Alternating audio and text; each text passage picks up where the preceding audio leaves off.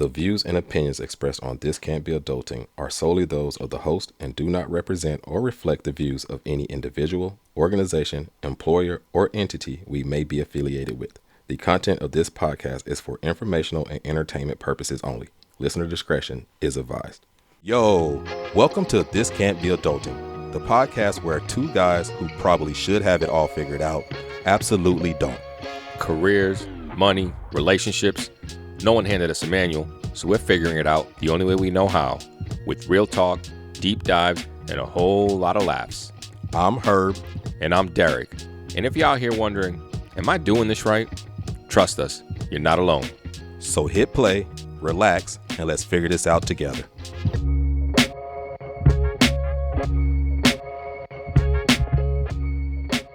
Yo, welcome back to another episode of This Can't Be Adulting.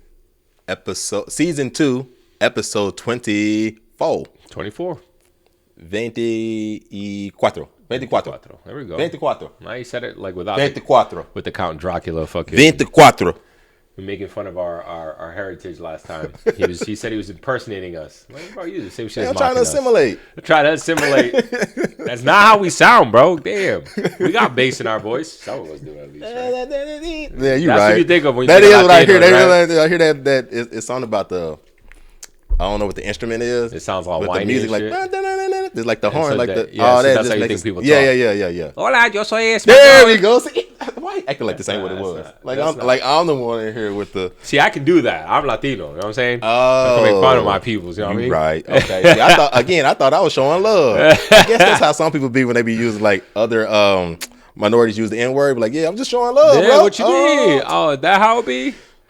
You right. I'm out here tripping. Kinda, maybe. I don't know. It's Not kinda really. showing Not really. love. I just you show love. Yeah. I'm just poking fun at you. We appreciate you, bro. We appreciate you. And I mean, not to jump onto a more serious topic, but speaking about maybe you can speak on in Colombia the earthquake that took place. Yeah. You know, I hate to say thoughts and prayers, but this is one where you can say thoughts and prayers because this is just Mother Nature. Right. Massive magnitude 7.4 earthquake hit Colombia and the province of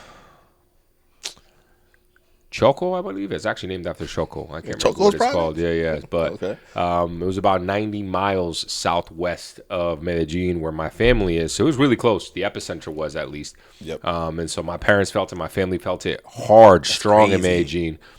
Luckily, in and around that area, there wasn't too much damage. There weren't too many deaths. I don't think there were any deaths. Correct me if I'm wrong. But towns like Pereira got hit really hard. Their older infrastructure. Closer to the epicenter. Yeah, closer to the epicenter got smacked. And my mom called me right after and was like, she was terrified. It was like 5 minutes. That's what I was going to ask. How long? Okay. Shaking. 5 minutes. Just You've shaking. never been in an earthquake, have you? Never been. You? Okay. Yeah, I've been in 2. Where? In L.A. In L.A. Yeah. Oh, shit. Yeah. How was that? The first one I was on the set of Prison Break, and we were filming at the Santa Anita racetrack, and we were underneath the grandstands, and all of a sudden it just started shaking like shoom, shoom, and I was like, dang, I think this is an earthquake. Oh, and shit, 'cause by you then it don't was know. over. Yeah, and by then it was over with. It lasted probably all of 10 seconds maybe, and then after that people just started freaking out, like we had to go out, like leave underneath the grandstand stuff. So yeah, that was one, and then another one was just at home in LA with my family, whatever, and just all of a sudden, just same thing, just started shaking for about.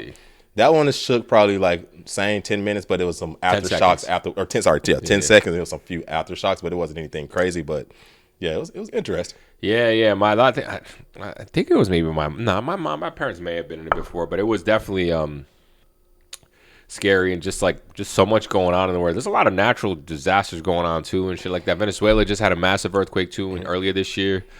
And so I don't know, man. It's just been it's been wild from that perspective. Like I said, thankfully my family's okay. I know some people aren't. So Right. There's a lot of love going out to Colombia and to Venezuela when they were affected by it. So yeah, that went down. Man. Well, again, I know it's something we want to bring up close to home. Yeah.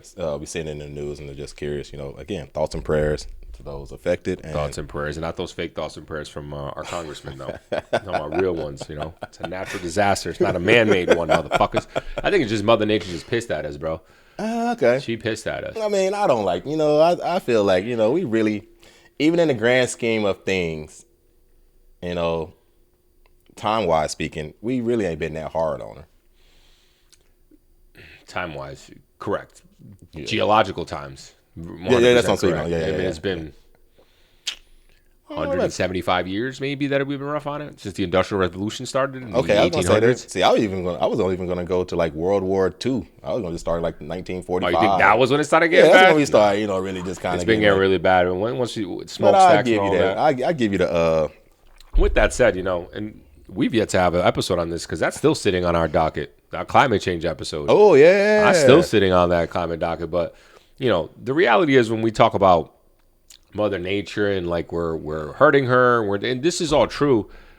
And I'm not so concerned about Mother Nature. I don't mean that to be a dick, because Earth is going to be fine. Yeah, I mean, whether we're here or not, she's good. She'll survived, recover. She survived some of these this catastrophic events. This isn't the first time that we have, or a certain creature has altered the atmosphere of the Earth. That's not what I'm saying. Yeah. But all that was done naturally. What we're doing, if you want to argue, it is natural because we're humans and just sure.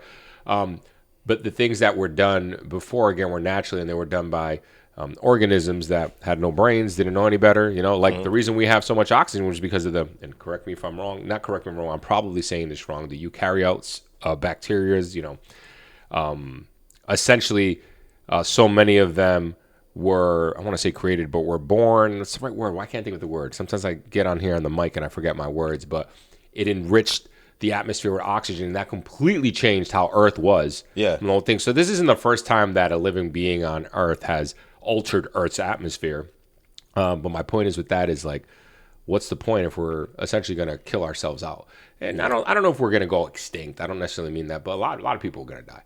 You think so? A lot of people will die. Yeah. A lot of people already are dying. Climate change is responsible for, put it up here, several million deaths a year as it is already. Okay. Are we talking about like famines? Famines, coastal flooding, all those things. Those are all considered part of climate change. Yeah. Okay. Yeah. And it's only going to get worse and worse and worse. And again, it's never going to be a problem for people with money. Like right now, it's not a problem for you and I. Right. Yeah. I'm not saying we're people of money, but like we're okay because we can.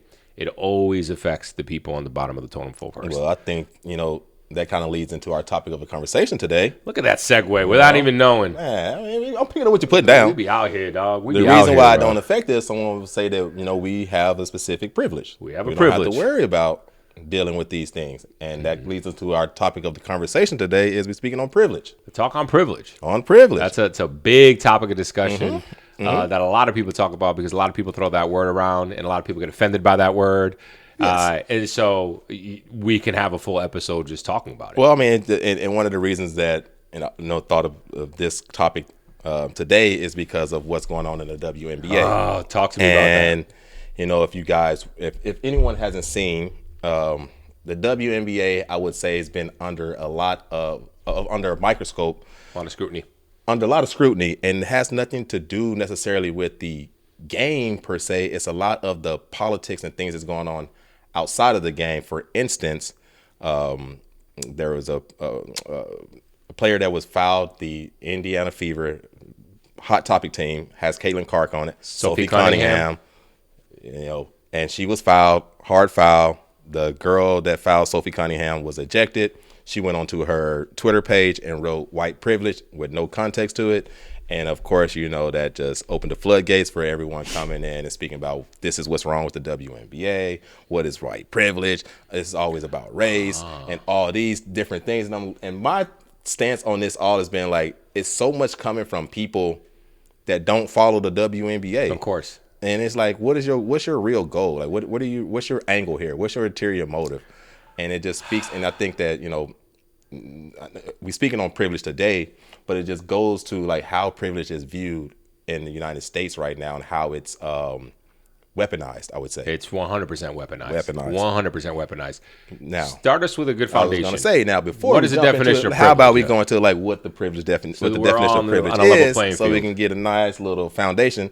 I'll read it to you this week. Derek usually is the one reading the definition, so you're gonna get it from Herb today. Yeah. So privilege is, in social science sense, it refers to an unearned advantage that certain groups of people have by virtue of belongings to a dominant or majority group, advantages they often don't have to think about or actively seek.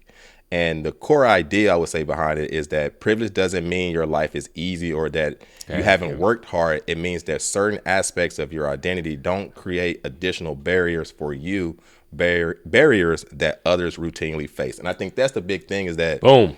It doesn't mean that it doesn't mean that it don't create those additional barriers for you. It just means that others may be facing barriers that you don't have to face, and that is the privilege that so many of us don't recognize. Yeah, that's key. That last part is 100% key, and the other part is that what I think rubs people the wrong way, even just from that definition, is the unearned part. People get so offended by that, and so you got to take a step back and like, well, why is that? And I don't necessarily mean why is it that anyone would be offended by saying that you haven't earned something. I can get that at face value, but when I say why is that, let's take a step back to how we were introduced to this word privilege growing up. Because I think the definitions that we were told of what privilege was or how we understood it is why a lot of people have such an aversion to the word being used the way it's used today, the proper way it's being used. Yes. Okay. You know what I mean? Yeah, absolutely. So, for example, I remember growing up, to me, the word privilege did feel, or I thought at least, it was an earned right. Thank you. That's what I thought it was. I'm thinking in my head of some instances of why I thought this. And I don't know if we spoke about this the other. You did. You brought up something about like, go ahead. I was speaking of playing sports, yes, and getting a scholarship, and then being able to go and like play on the team, and it was like looked at as this privilege that you had of being able to like come to this school and play on this football team, and you should be happy that you have that privilege to come and do that. And it's like, I'm like, damn, I earned to come here. So it's like it phrased privilege as something that was earned. Yes, and that's exactly. that is not the case. That is not. It's the complete opposite. Complete opposite. And you know, I agree with you. That's the same thing with me. Like every time I heard someone was the privilege of this, the privilege of this. Oh, like, and a lot of it came like we have the privilege of being in somebody's presence. A lot of that came to that person would often be a revered, respected, famous person. And so when people would say the privilege of them being here, it made me think like, we get to be in the presence of someone that worked their ass off to be here. Yes. You know what I mean? That really earned it. Yeah. That's how I took it. I seen it that way as well, because it was like, oh, you should be thankful that you're here. Even not even like in sports, but just saying in general, like you say, in any place, it's like, oh, it's a privilege to be able to go to this school and like a nice school. Yeah. Or it's a privilege to be able to live in this neighborhood, or it's a privilege to be able to drive this vehicle. When all of those things, like, they aren't necessarily the privileges that really matter and that we really are facing. I would say those aren't privileges; those are like luxuries. Those are luxuries, right? Those are luxuries. But you know, yeah, that's true. Those are luxuries. And again, when you start talking and thinking about those things, they make it seem. And when I say they, I mean like I can't speak to whether this is 100% true or not. But like we live and we have lived in a world where the weaponization of words, the altering of their actual meaning and definition is a thing. Mm-hmm. Is a thing to keep people in a certain mindset. Yes. And to keep them down in a certain way. Yeah. So a lot of this privilege conversation, again, came from people of privilege. Yeah. They're the ones trying to tell you what the definition is. They're creating that connotation because they believe that they've earned every single piece of thing that they've had. Yes. And there was no help. There was no nothing. And so when they would say the thing to you, that's how they meant it. Like, you have the privilege of being here because you did work your ass off. You did do all that. And that's how I always took it. So I think a lot of people still believe that that's the definition. Yep. And this is why a lot of people are so defensive.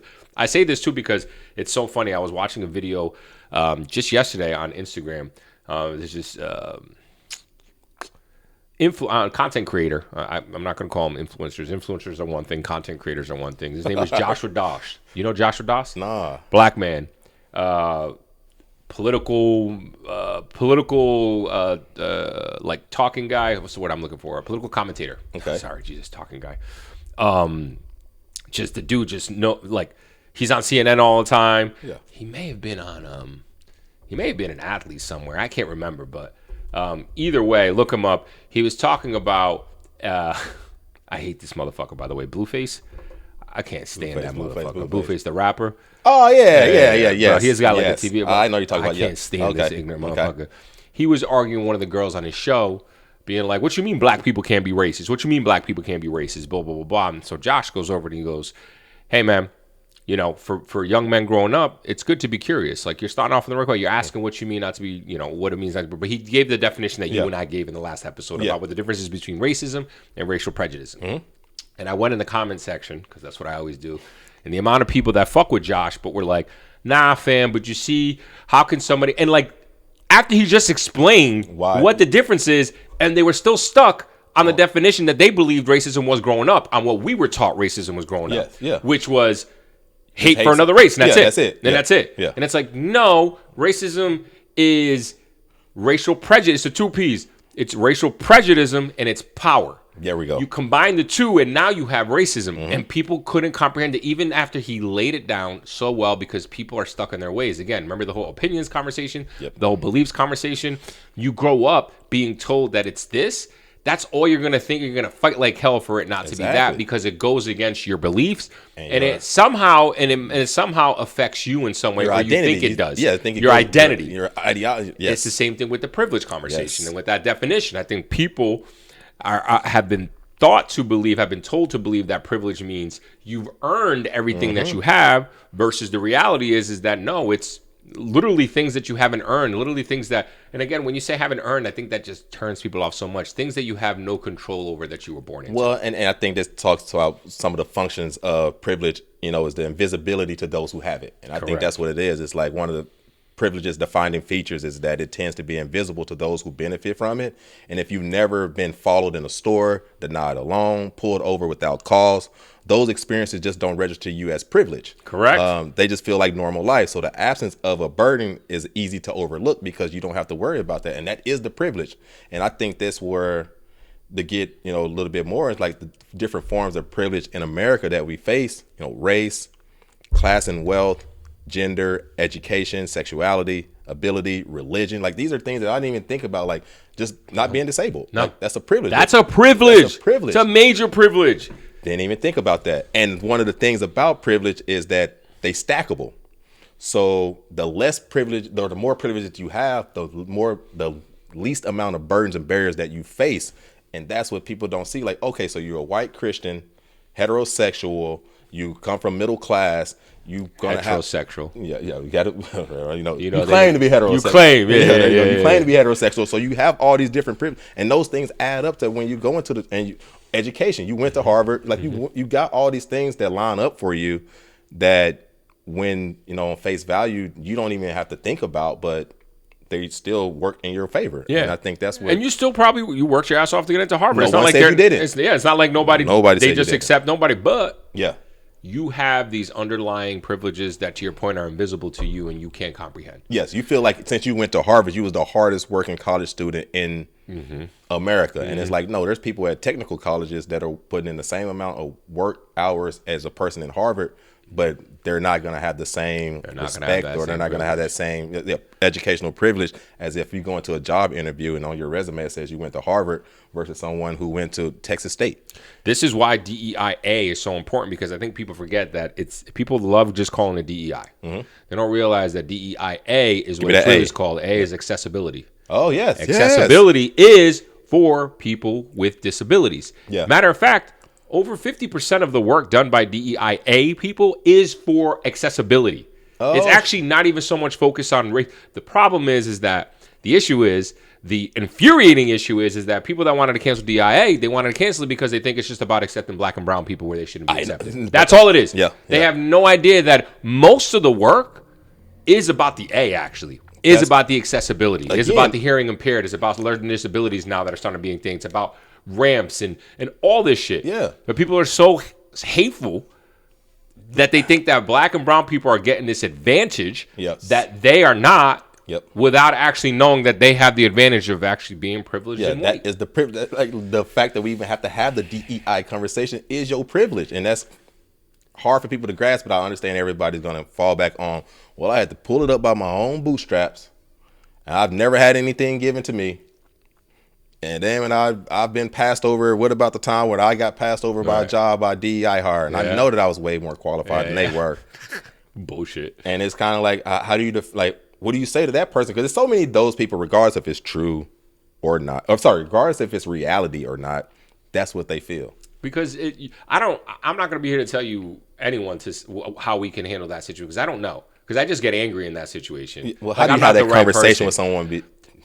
I don't know how to have that. I mean, it's just this conversation we're having right now. It's like I can have this conversation, but if a person's going to come from that angle, they're not going to listen. It doesn't matter. Yeah. They're not going to be like, "Oh, you're right. That's a good point." Yeah. Many of them aren't. Yeah. So it's kind of a mute point. But the best we can do is be like, "Okay, if you strongly believe that, and to your point, maybe they're right." Yeah. Anecdotal. Yeah. For every one that you think is you were done wrong, because it does happen. Yeah, there might be an example, 100%. Right.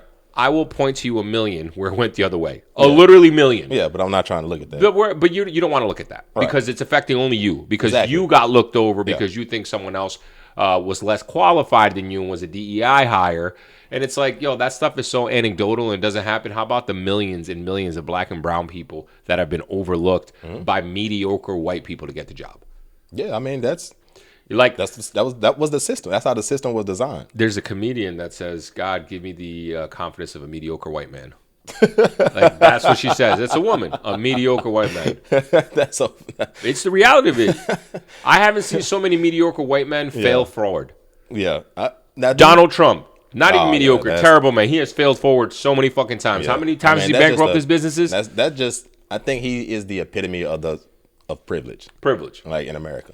Yeah. Specifically in America, he's definitely the beneficiary of a privilege in America. He has the race.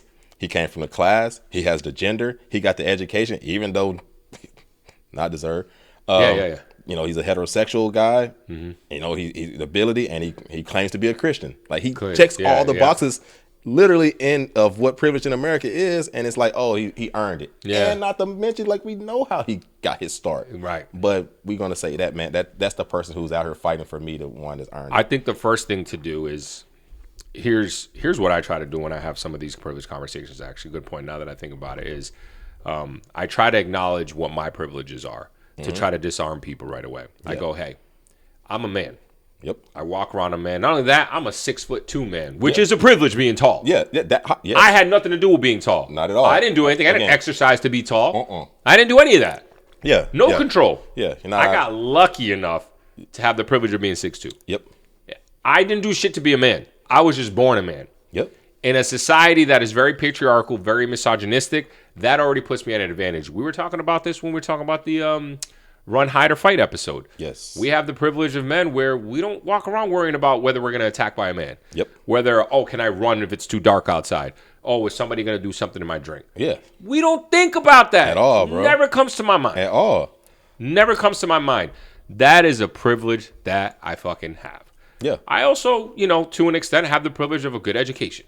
Yes. A good education. Yeah. Things fell in place. I was able to get that. I completely understand that. Does that mean that I didn't work hard to get into my college? You earned your education, but it's still a privilege. But there was a privilege in there because I was afforded that opportunity. I had a good pathway that showed up, and I took it. Yes. You know what I'm saying? Yeah. And so I try to say all this. But you didn't make BU the college that it is. Like, right. It was already BU before you got there. Correct, and by going there, you was able to benefit from the privilege of putting this on my resume if I graduate. Yeah, exactly. No, now that's earned, definitely earned. But also saying, like, again, someone could have went to another college and put in the same. You know how many people that I know were fucking smart as hell, smarter than me from my high school that never went to college? Man. I have one girl who graduated top 10. Yeah. And she got accepted into BU, but she couldn't go because she couldn't afford it. Yeah. She couldn't afford it. She never went. She went to community college. She ended up working at a TJ Maxx. Mm-hmm. She'd been working there since high school. She still works there. That's crazy, She's bro. still working now. She's higher up in the chain now, but I don't think she's necessarily at corporate or anything like that. Yeah. But, like, super intelligent. Yep. And she was a black woman. Now, just imagine she had the she was able to go off to college. I got lucky. I had the privilege where I couldn't afford it. My parents couldn't afford it. BU gave me a shit ton of money. Yeah. They looked at me and they were like, okay, this guy fits the thing. I don't know why they didn't do that for her. Oh, I know why they didn't do it for her either, though. But she wasn't coming in. I know they don't give out scholarships maybe for soccer, but it's still they were still looking to improve their program. Well, they accepted me without soccer. I got Right. accepted purely academically. Okay. I didn't get on the soccer team until after I got accepted to the school. Oh, okay, Reached out to okay. the team and I was like, "Yo, I'm already accepted here. Y'all need to come take a look at me." Yeah. So that was Oh, completely okay. different. So you wanted to go there before soccer. So it I wanted wasn't to a go before soccer decision. soccer. No, Why it was you not a wanna go to soccer BU? decision because it was a hell of a school, man. Okay. And when I went to go visit, I fell in love with the campus, and I was like, "Yeah, I'm trying to be out here in All Boston. right, This shit's all lit." right. Look at this, man. Now he want to be over here. See, he trying to get this privilege over here with these class and this wealth. Yeah. These people over here in Boston and BU. Man, all right. That's all. That's the DEI right there. He trying to get access over here. The DEI over here. He trying to get that access. Okay. No, I understand what you're saying. I guess I didn't know that you wanted to go to BU like that. Yeah, I just wanted to go to BU. Mostly every school that I applied to, I was not getting recruited to. Okay. I did not. I got recruited to UMass. I didn't even get recruited to UMass Amherst. What school? I got recruited to Emmanuel and Wheaton College. Those were the only two schools that I applied to where I was getting recruited at, and they were both D3. Yeah. All the D1 schools, I got recruited to UNH, but I never applied. All the other schools, I just was applying to, and then I just reached out to the soccer team, and I was like, y'all need to come take a look at me. Now, once you got there, did they make you feel like it was a privilege that you were there? Of course. You feel all the time that feeling? Okay. Man, the microaggressions from my soccer teammates, and, you know, they were young and stupid, and they all loved me and treated me different, but, like, from coaches, just, like, stereotyping and shit that they would say that I had to laugh off because, you know, blah, blah. But it was very much like, oh, look at this inner city kid coming out here and playing soccer, and he's actually smart. Look at him. Like, you know what I mean? Like, well, you have the privilege of being here. But I had that shit happen to me too, you know, said to me, rather. That's just shit that, and again, you internalize that like, okay. But yeah, going back to like the whole like acknowledging what privilege you have. Yes. Is super important. Yes. And it can be a hard exercise. Yeah. It could be a hard exercise. And understanding that, and I guess it's important for you to acknowledge what privilege you have so that you can understand what privileges other people don't have. Yes. And that's the big thing. Is like you got to feel like understanding like the privilege that kids that look like you and I don't have the same privilege. They didn't have the education. They didn't, you know, they don't have the abilities. They don't, you know, they wasn't grown. They didn't, two-parent household. The two-parent household is a privilege.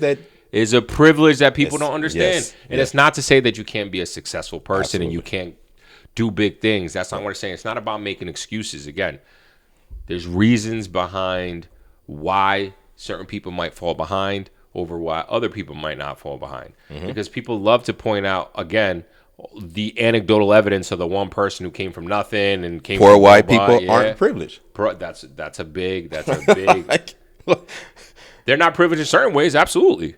Yeah, they don't have the class, but it's saying we still talking about the there is a privilege. Have that wealth. You may not have the wealth privilege of your white peers or counterparts, but you do have the race privilege. You have the race privilege. If you're male, you got the male privilege. If you're heterosexual, you got the heterosexual privilege. You're probably a Christian, you got the religious privilege. And if you're healthy, you know, if you're not suffering from a disability, then you have the ability privilege. So dig into that more, and maybe I can help out too. I don't want to put you on the spot, but dig into that more. When we talk about like the white privilege and all that, like what does that mean? What do they have access to by that?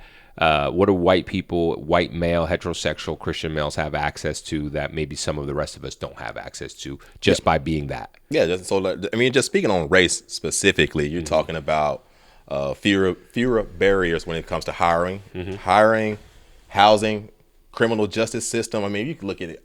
If you look at the stats of, you know, our criminal justice system and how the proportion of how many felonies, you know, Black Americans have compared to their counterparts, how Black American or people of color are sentenced compared to they're criminalized more. Their counterparts people of the same color crimes. Are criminalized more. Yeah, those types of privileges, you know, that they have on race, whether that's gender, you know, just being a male. Like again, we spoke about not have that privilege of being a male in this society. That's again, you by your peers. The class and wealth we kind of went into, the more money you have, you're going to have those opportunities and those privileges. I think most of us, I feel like white or Black can see some of these privileges. Like the class and wealth privilege, I think most people can agree to that one. But I think it's some of the other, I think the sexuality privilege, I think people would agree with that one, right? You and I 100% agree with it because sexuality isn't something you choose, man. Yeah, it's something you're born with. Like your sexuality and your sexual orientation is what you're born with.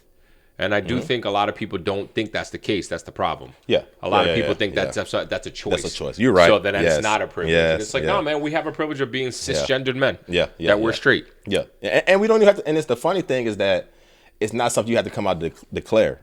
Like, no. If you're not you can as a a male, you can benefit from the privilege even if you are like you could be a gay person and benefit from the the heterosexuality privilege if no one knows that you're closeted. True, that is true. And it's like that is true.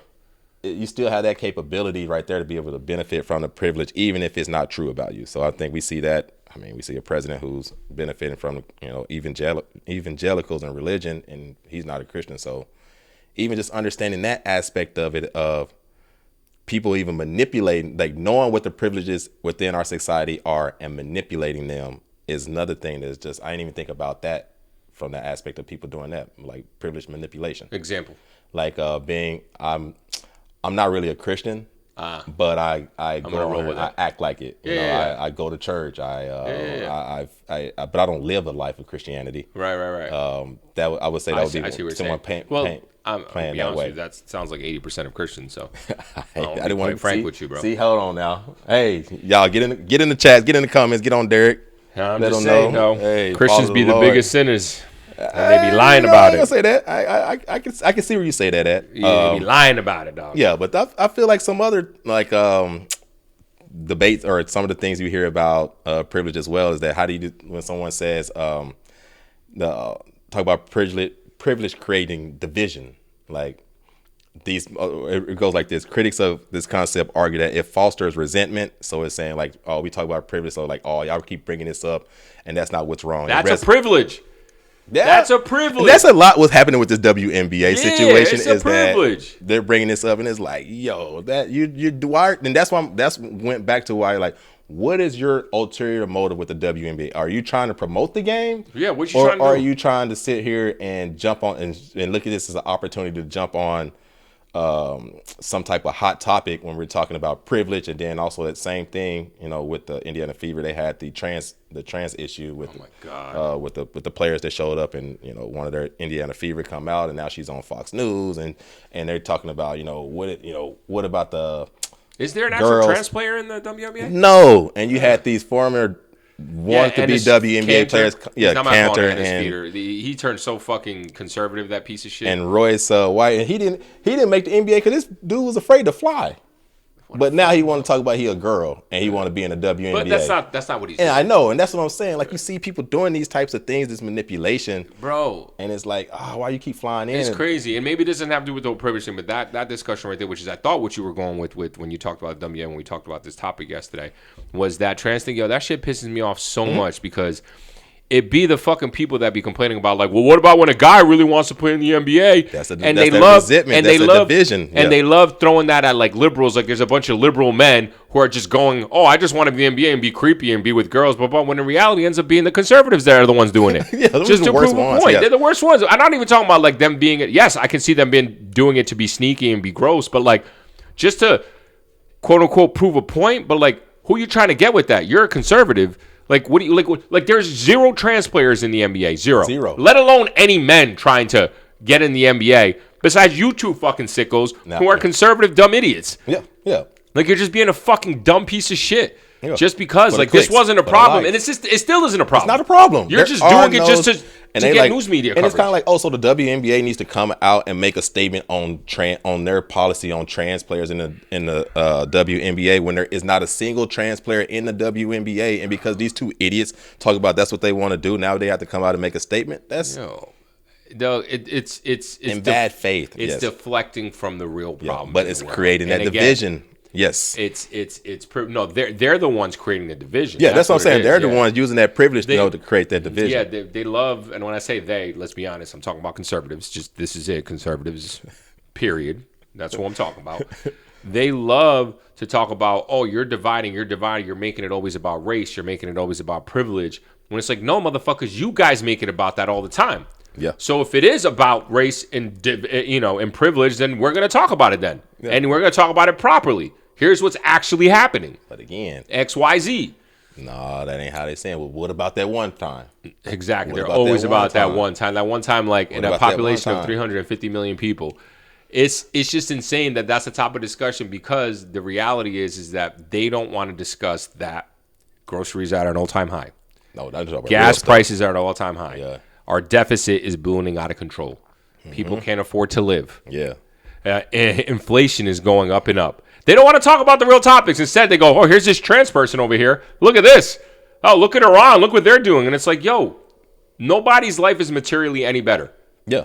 No. right now. Yep. But you don't want to talk about that because you know you got nothing. Yeah, exactly. Because you know if we focus on the real problems, the real issues, you out. That is the issue that I hate. And that's kind of when we talk about the privilege thing with this whole WNBA situation that's going on right now, is that I turn on, I'm looking at, I like to watch the news on like multiple different news channels on at the same time. You're and I look at this one. You're a sicko. And I look at Fox News, and every single day, bro, they're leading their shows with this trans message and this WNBA. And I'm like, Fox News don't cover the WNBA. Like, what are y'all doing? Like, why is this what y'all peddling? Well, I just told you why. I know, but it's like, can you? Because they can't talk about real things. Because they know if they do, the Republicans are done. Yeah. They know. So instead, they want to fear monger to a bunch of old people and let old people think that black and brown people are the reasons that they should be clutching their pearls, locking their doors, having guns, and that trans people are coming for them next, and they're coming for their grandkids. Yep. And then gay people are going to turn their children into drag queens. Well, you're infringing on my privileges around here now. And that's the fear monger that they're doing, as opposed to the reality that we're slowly slipping into a dictator fascist state where freedom of speech is genuinely being taken away from mainly the people on the left. You know what I mean? But they're going to argue that is that not what social media companies did to them in 2020? But the social media companies are all fucking conservatives too now. I mean, look at. Well, they had to buy their way back. Yeah, they bought their way back in, but now like, fuck it, we're just going to be conservative. At the time, were they not censoring all these people on the right? No. I don't think censoring is the right word. If you're violating the actual terms and conditions. Right. But again, then you can argue that because then they're saying the same thing about people they're censoring over here. But I'm also talking about like the fact that Steve Colbert has been canceled. His show's been canceled. I'm also talking about Jimmy Fallon's been canceled. You talk about I'm talking about that's actual censorship. Like you getting kicked government off. Getting in, you getting kicked out like because you like whatever. Yeah, you can. I'm not saying that's not an issue. I think there's two things. Like I think that yes, the government did intervene and get specific conservative. I don't say content pundits. The president kicked off their platforms because the messaging that was coming was dangerous. The rhetoric that was putting out there was dangerous rhetoric. So it can't just be on this in a vacuum of like, oh, well, you kicked us off, but then now you're mad when we kick you guys off. And you're like, there's two different things. You guys was exciting a riot, right? And another person just made a comment about this person lying all the damn time, which is just with facts. And now you're saying that that's censorship. It's like the same. So I think that's where again that privilege of, I guess a lot of people feel like, specifically cis white men in America feel like their privileges is being attacked. I think the reality is that their privileges, but their privileges are being attacked. I think people are fighting back, and people are fighting back for equality and equity. And to those people, equality and equity feels like oppression. Right. That's really what it comes down to. Yes. What do you mean that I need to be paying you more? I earned this. I earned this $1 trillion. Bitch, no, you didn't. Yeah. No, you didn't. Well, what do you mean? You mean to tell me that Elon Musk doesn't provide inherently more value to Tesla, to SpaceX, than any other one of his employees? Yeah, that's what I mean to say. He doesn't. Yeah. He might have a strategy. He might have a direction. But who's the one actually doing all the work? Executing. Who's executing all these things? Who are the engineers on the ground? Yeah. Who are even the workers in China that you're using to make your parks for your Tesla fucking cars? Yeah. Inherently, they provide more value than you do, Elon Musk, and they're worth 1/1,000,000th of what you're worth. Right. So, yeah, I am saying a lot of your money needs to be taken away. And even with that said, you're still going to be a fucking billionaire, bro. Like, this idea, like, all of them, they're just like, oh, I earned this. And it's where like, does it stop, though? Where's the slip? Like, all right, yeah, maybe taking it from Elon Musk makes sense, but, like, what about the VP? What about the Steve Ballmers of the 100%. Microsoft? All of them. Like all of them. Oh, so you got to take them. Like, I guess that's All where of they're them. like, where does this stop at? All of them, but we're not taking all their money. That's the thing. I mean, We're not taking all their money. That's what they want to make it seem like we're taking all their money. All these privileged ass little pricks who, again, I'm not saying they're not even smart in certain ways. I do believe they have a level of intelligence. Yeah. There's a level of intelligence that needs to happen in order to manipulate systems as well. Absolutely. Like there's a level of intelligence. Yes. It's evil intelligence. Yes. Because that's absolutely. all it is. All they're doing is stealing wages, stealing hours, manipulating the system, buying politicians in order to favor them and lining their fucking pockets and wallets. That's all they're doing. Now, there's a level of intelligence that needs to happen. You need to have in order to achieve that. Yeah. 100%. So I'm not saying that they're not intelligent in their own separate ways. I'm also not saying that they don't work. Yeah, no, they do a level of work. Yeah. But to your point, we talked about this before. Like, nobody earns $1 billion, bro. Right. And nobody earns $1 trillion, man. Yeah, At that point, you're just stealing wages. Yeah, you're taking advantage, exploiting people. Like, Absolutely. you're just being evil. Absolutely. being evil. And taking advantage of the system. I mean, taking advantage of the system, taking advantage of your privilege. Yes. Taking advantage of your privilege within the system that now I am a rich motherfucker. Class and wealth. I am a rich motherfucker, so now I have the privilege to do X, Y, Z, and whatever the fuck I want to do. And they don't see it. Yeah. And then they look at us and they go, you can beat me, just work harder. Oh, yeah. Well, I failed. And then you see what happened. I failed multiple times. Yeah. But it's like, and it speaks about this here, like I feel, class and wealth privilege is that, like, yeah, you failed, but you had the resources to try again. Yeah. A lot of people fail one time and that's it. That's all they get. Like, Yeah. the bank's not giving them another business loan. No, that's They it. can't get that again. They're not getting another house loan. Like they're not getting those They opportunities. don't have a support system They to don't help them have out that. like that. And Like, that's that. you know, take it to consideration the situation that you and I are in right now. You know, you're unemployed, you got laid off. Yep. I purposely left to look for bigger things, but like we have the privilege of like being okay. Yeah. I'm okay. Like I had a nest egg. I made good money in sales. We're not homeless. We're not homeless. I got a good support system. Yes. Like that's a blessing. That's a privilege. That's a class and wealth privilege. That's a class of now, wealth privilege. We're not wealthy. No. Neither one of us wealthy. And we're not saying like we're not an upper class. Exactly. But we do have that privilege of class and wealth that even exists within the middle class. I have that privilege of not having to work and live check by check. Yes. Yeah. And that is a big deal. Yeah. And I want you to look up these numbers when you do the edits. I want you to put it up here. How many Americans are living check by check? Oh, meaning gosh. that they're one firing layoff away from complete disaster. What do you think that number is? 30, 40%? Okay. That's my guess. I like that. I think that's my guess. Yeah.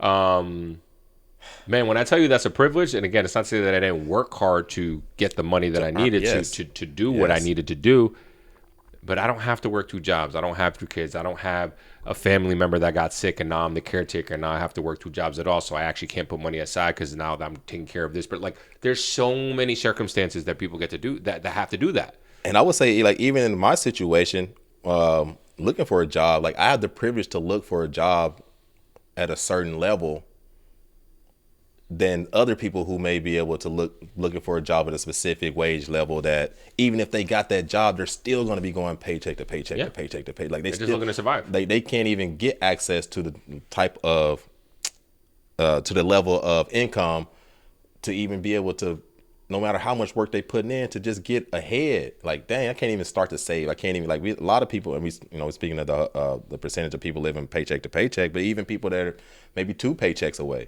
like that still is not, you just still don't have that. A $400 emergency away from being broke. There we go. Exactly. And it's like those, like we even have, like, even in my situation, like I have the affordability, or I have the privilege to not have to worry about that, where shit, there's a lot of people in America that, I mean, you think about the path of how you and I got to where we got to, right? You think about my passion in the privileges that I was afforded without any of my input or any of my hard work. I was, again, born a man. Yep. I was born able-bodied. Yep. I was born to 2 parents who stayed together the entire time.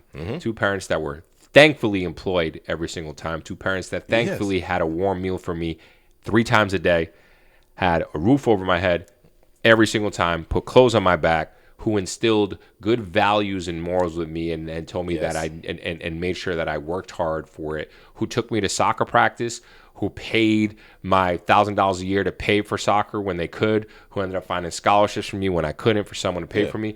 All of that. I had nothing to do with that. Who weren't abusive. Yeah. Exactly. Who weren't abusive. Like, I had nothing to do with that. Yeah, that wasn't me. I didn't do anything to get that. Born in America. I happened to be born in the United States of America because my parents fucked here and they had a baby here. That's a big one right there. Yeah, citizenship. People are like, get out of my country. You ain't no citizen, bitch. What'd you do to become a citizen? You were just born here, bro. Like that. That child, when you try to separate children, my family go back, and then go back. Yeah. And it's like, bro, and again, you just think about it. All these privileges, again, things that I had nothing to do with. Yeah. That people just can't comprehend how lucky they are to have certain things. And again, the privilege of me doing all that, the privilege of, again, my parents instilling this, work hard, do well in school, and I was able to do it. The privilege of getting accepted to Boston University, the privilege of being good at soccer. I had the talent, I had the ability. All of that, like, there's so many things that I didn't really have much control over. Your parents taught you Spanish. Yeah, my parents taught me Spanish. Yeah. So many people that didn't even get that privilege of being bilingual. I don't know what else to say, but it's like, it's not a bad thing to acknowledge your privilege. And people need to stop taking it as a negative connotation and just acknowledge it. Just the same as, like, it's not a bad thing to acknowledge that America did some really bad things and continue to do some really bad things. Slavery was bad. Slavery happened. It's a very real thing. Stop saying, why are we talking about slavery? That's a privilege that you have. This shit still affects the black community to this day, and it will for centuries to come. And people don't even speak, like, people always speak on the systems of slavery and what slavery did to, how slavery and the systems have held down black people, but I don't think a lot of people speak to the cognitive aspect of what it does to a human being, to what it does to a group of people who are enslaved over the course of generations. Like, we know humans evolve, and there is an evolution that takes place. And what do you think the evolution is of a person who was enslaved? Like, to pass on genetically, yeah. I'm talking about in your genes, your cells. Eventually, you're gonna have something that actually Darwinism will show itself in the, like, more submissive slaves. Slaves that are going to be obedient. Those types of things will form within this specific population just by having, just 400 by having years. Over 400 years. And, like, stuff, when people look at it and be like, oh, well, you weren't a slave. That's true. But do I have any of the slave genetics? Have they been passed down to me? They say that who knows what that generational trauma is real. It's exactly. in the cells. It's in your cells. You've never had to think about, like, damn, people that looked like me 100 years ago were literally, being beaten and killed and hanged for the color of their skin, for their freedom, for the stuff, the privileges that I get to enjoy today. Yeah. But it's still, like, people don't see, like, I feel like that's one, like, just looking back at, people just don't understand, like, the saying, going back to the privilege thing, like, people just don't understand the privileges that they have, and vice versa, the privileges, barriers that other people do have. It's couldn't have said any better than they can, bro. And that's the thing. People don't want to be cognizant when it attacks their own identity, when they feel like they have to defend themselves. And it's not an attack on your identity. And that's what people need to realize. This isn't for all white people. This isn't for all men. This isn't for all men either, because, there's a lot of men fucking, again, doesn't matter what color, what race, what ethnicity. A lot of men get offended by the whole male privilege type of a thing. And it's like, bro, just take a step back. If any male out there can't agree to the male privilege, then we can't even start. Like, that's the easiest one. She getting so mad about it. And go, what about pretty female privilege? Sure. Okay. That's a privilege. Fair enough. There's privilege. Nobody women. said that. Women have privilege too. Absolutely. There's a beauty privilege. Male, female. There's a height privilege. Male, female. There's a weight privilege. Like, yes. We okay.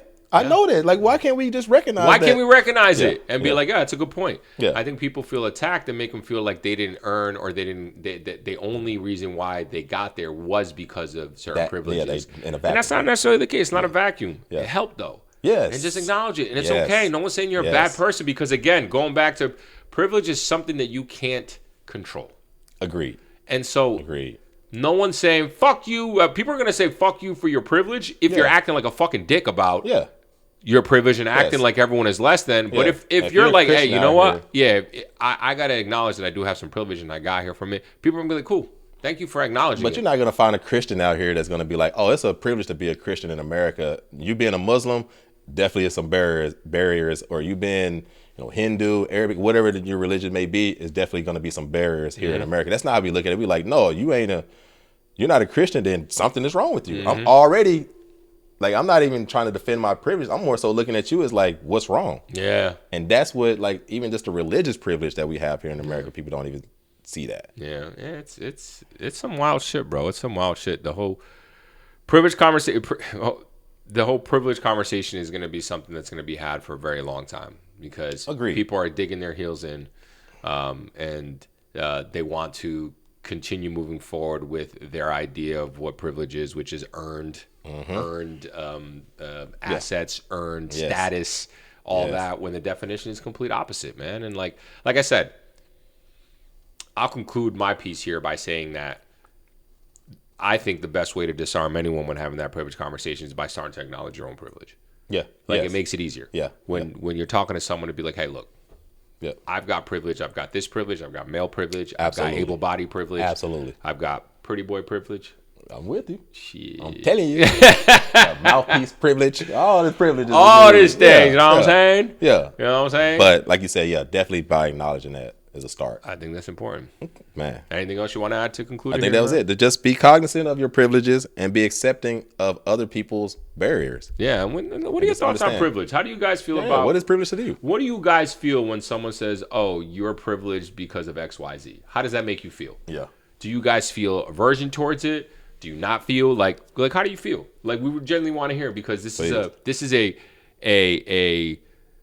cycle that we want to break. This is why I want to have this conversation. Have these conversations. To break this cycle. Yeah. Like, don't feel awareness a certain way about it, but also if you do, it's okay. Just the first step is acknowledge, hey, you know what, that does make me mad, and now evaluate it. Why does it make me so mad? Yeah. Because I feel like I'm being. You start asking yourself the question, and you'll get to the root. It's like, follow the fucking breadcrumbs. Oh, it's because I feel attacked. Well, why do I feel attacked? Oh, because it makes me feel like, I don't know, whatever your reason ends up being. And you really, what you will probably find out the answer is that the other person speaking to that privilege isn't necessarily coming at your identity. They just trying to speak on, making an observation per se. Right. There we go. All right. Good shit, man. Damn. That went fast. Shit. It always goes fast. All right. We're going to get to some fun facts. Okay. So I was listening. I'm going to start off first. So I was listening to a podcast yesterday that I just found so fascinating. But now that I'm looking at what I want to say, I don't know if people are going to find it as fascinating as I did. All right. Because I think people are going to be like, yeah, I mean, that certainly makes sense. But it was like, the reason why it was so fascinating to me, because I kept having this question. It's around music. Okay. And it's around how we all interpret music. All right. And so why I was having this thought was because my cousin Andy, shout out to my cousin Andy, love your ass. Yo, that dude can learn lyrics like it's nobody's business. Okay. Like, he hears a song once or twice, and he's Spanish, English, don't matter. Yeah. Like, don't matter. Dude knows everything. And I just look at him and I'm like, what the fuck? And then I sit there and try to learn lyrics, and bro, I just can't. Yo, it's hard. Now, granted, I do know a lot of lyrics because growing up, you remember the website hola.com? Yeah. Original hip hop lyrics. Yeah. Yo, I was on that shit religion, and I printed them shits. I printed it out for like 75 songs, bro. And I would just read it through and go through the song over and over and over and over and over and over and over. And I would learn all the lyrics that way. But it wasn't like you hear it, blah, blah, blah. And so sometimes you might hear me rap some shit, but it's like old school shit. It's rarely any new shit. Yeah. Because I just don't have the time to do that. And so that's how I know lyrics. Yeah. But my cousin Andy knows it. So I was always like, yo, why the fuck? He's so good at learning. Like, does he like really focus on it? And I was like, that's so weird. And then I'd always say, like, whenever we talk about even rap, even as much as I love J. Cole, I tell you, J. Cole, like, there's very few J. Cole songs where I know all the words, even though I think that he's lyrically good. Yeah. When I do pay attention to lyrics. Yeah. All that to say is that this podcast was about that. It was about, are you more of a music person or a lyric person? And I realized I'm more of a music person. I'm more of the beats. When I listen to a song, they did these studies and they're like, what are you listening to when you hear a song? Yeah. And I didn't realize that everyone's listening to something different. Oh, hell yeah. And so I'm just listening to the beat. Yeah. And I'm like, oh, that shit, oh, yeah, this makes me feel good. And I'm not, half the time I don't know what they're saying, bro. Yeah. So half the time I don't know. Yeah. So when you, your girl, or Christy are like, oh, what are they saying in the Spanish song? I was like, I don't fucking know. Yeah. Oh, well, don't you know Spanish? I was like, yeah, but I don't even know the English lyrics sometimes, because unless I'm purely focused, and have to focus on it, I'm listening to the music. Yeah. Most people, when they did the study, and this is one study, so it's anecdotal, but I think they said like 60% of people are actually lyrical people. Yeah. What are you? I think I'm a lyrical person. You're a lyrical person. Yeah. I mean, even You're just focusing on the lyrics. well, I don't say focus. I mean, it starts with a beat. Like, it need a good beat. I feel like, but definitely is. I like the lyrics of songs. Yeah. Like, I think of like even from hip hop to pop to country. Like, the beat is good, but I hear the actual lyrics is what I think of. Yeah, that's and even now when I hear a song, what you gravitate towards. Yeah. Like, you speaking of looking up lyrics. Like, even now when I'm like hearing a song, and starting to feel it. Like, I'll look up the lyrics. You can do it on Spotify now. Yeah. I'll look them up right then and there. Like, that's so funny because I'm hearing the lyrics. Yeah, and because I think about it, for example, like that's why Drake the GOAT. He's actually a decent lyricist. When it's not his ghostwriter. Listening to Fade. One of my favorite Colombian reggaeton artists, and like, I have these songs where I have like some of his same songs on his playlist that I've been listening to for about like 2 years now. Yes, and I listen to these songs probably like this playlist probably like 5-6 times a week. Yeah, still. Yeah, and I don't know most of the words. Oh no, I gotta hear the lyrics. I gotta know the lyrics. A lyrics. couple of the songs I know one song by heart, but the amount of times that I listen through those lyrics is like stupid. And now I know the lyrics. Yeah, but for me to catch it, just like 1, 2, or 3 songs. I can't, bro. I can be like, yo, this is one of my favorite songs. And it's like, do you know the words? And I'm like, nah. But like, well, why is your favorite song? Well, I like the beat. And then it's not that I like I don't like their lyrics, but what I like is how the lyrics go with the beat. The harmony, the harmony of it all. The cadence. I like that. Yeah. Sometimes I'm not listening to the lyrics. Now there are songs where I hear the lyrics. I will say I flip is that like I'll hear a lyric in the song like, oh, so he's going hard, and that's when I'm like, oh, I like the lyrics. Mm-hmm. That's why I like this song, because the lyrics that he's speaking of or he's saying in this song, like this is what resonates with me. I can think of so many songs now where it's the lyrics. Yeah, it's definitely the lyrics. Yeah, like, I'm the opposite. Definitely bro. The lyrics. Isn't that crazy? It's not even that it's so crazy, but it was really like bothering me because I was getting a little mad. I'm like, this motherfucker Andy knows these lyrics. Like, boom, a song drops and he's like fucking rapping. And I'm like, bro, what the fuck? The song just dropped 2 days ago. And now I know why. Some people, they're just lyric people and they can pick up on that's what it meaningful for them. And it was interesting because in the conversation, in the podcast, they were talking about like going to show. And these were 2 music people. Like the guys who were doing the podcast, they're 2 musicians. Yeah. Like they are like music majors. They study music theory and they're both like, but music people. They were like, but we're not great with lyrics. And so we started doing it, and they did this whole podcast on it. And I was just fascinated by it. I was fascinated. Crazy. Isn't that cool how the mind works? How our cognitive mind is so different from the next person. It's so fascinating to me as I get older, bro. All of us, we all have our own individual, brains. We all think differently, but it is kind of fascinating to see how we interpret music differently. Yeah. How we can interpret music differently. Someone's listening to like the drums a little bit more, and someone's listening to this. It's just really interesting, man. So yeah, man. That's right. That was my like kind of fun fact, I guess. Man, well, I will say mine is a little bit more grim, I would say. Oh. I've been listening to a couple podcasts on World War I, and it was 1914, 1918. Yep, and it was speaking on the it's considered one of the deadliest conflicts in human history. Do you know how many people died in this conflict? World War I? More people died in World War I than World War II? I don't know. Oh, I didn't. Let me because World War II with the Holocaust had to have been at least 10 million people died. So, well, I'll grab that. I'm not sure how many died in World War II, but in World War Americans, it was 400,000 Americans in World War II. Okay, well, in Americans in World War I was only approximately 117,000. But how much? But remember, we got there late. But how much globally? Globally, somewhere between 17 and 20 million people is what they tried to say. Military deaths alone, that includes civilians. So military deaths alone, because 10 million. Oh shit. 10 million soldiers. So mostly from Russia, Germany, France, Austria, Hungary, British Empire. I didn't realize World War I was that deadly. I would have thought World War II was worse. And then, but the thing, it just fascinated me, like how many people, like they had 1.7 million Russians, 1.7 million Germans, 1.4 million French, 1.2 million Austrian Hungary. Like, I just can't even fathom millions of, and these are soldiers. These are actual soldiers that died. Like, that's just crazy. I mean, and someone he was talking about if the average soldier was 5'6", so 5.5 feet tall, and they were laying head to toe, it would come to 17,709 miles. Yeah, I still wouldn't even go around the whole world, but Yeah. that's still 17,000. it would not go around the whole world. Oh, The what? world is 24,000 miles around circumference. Oh, okay. Not stretch across the diameter. Well, I would The say diameter is different. yes. That's Okay, across. Yeah. Yes, there's a diameter. yes. Now, Not the circumference. well, to give a reference, if you flew from New York City to Sydney, Australia, that's approximately 9,950 miles. So essentially, you could have lined up soldiers there and back. Damn, I didn't know that it was that many people.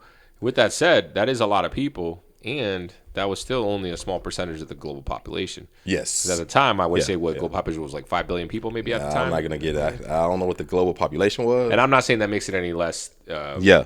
But like, you also know COVID. Like, COVID killed anywhere between 6 and 20 million people worldwide. That's crazy too. I didn't even think of that one. In the United States alone, it was a little over 1 million people. Yeah. 1 million Damn, I didn't people. even think of that. Oh, Over 1 million people.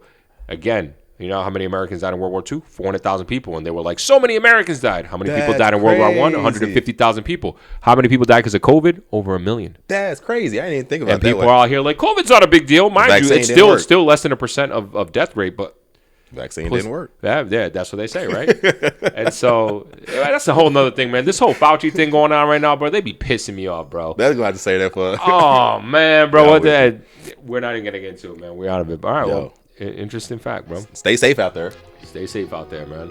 Let us know what your thoughts are on privilege. Let us know what type of music listeners y'all are. Is it music? Is it Now I'm lyrics? gonna start Hey, fuck you with all your lyrics, bro. Yo, spit your favorite lyric into the comments. Put them in there. And shout out to my cousin Eddie, who's just as bad at lyrics like I am. Yo, just giving them out shout outs. Yo, Hey, we did did it again, bro. I appreciate y'all. Her appreciate it, man. Peace, yo. Peace. Hey.